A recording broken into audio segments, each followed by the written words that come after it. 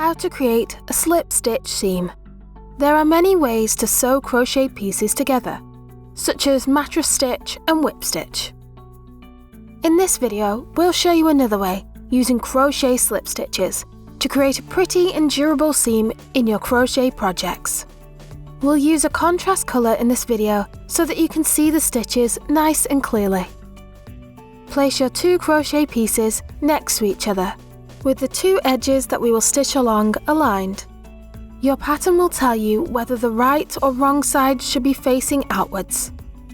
Using your yarn tail, make a slip stitch through both the stitch of your front piece and the equivalent stitch on the back piece together.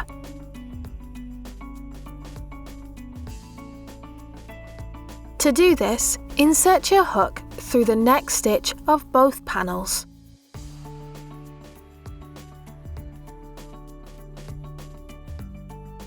Yarn over and pull through both layers of fabric. Then pull the same loop of yarn through the loop on your hook to complete your slip stitch.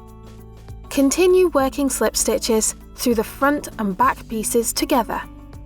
Top tip: your pattern will specify whether to work through both loops on each panel.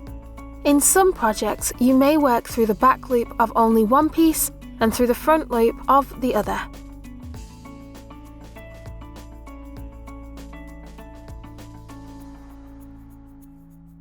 When you have reached the end of the seam or closed the round, fasten off your last stitch. You can now create a crochet slip stitch seam.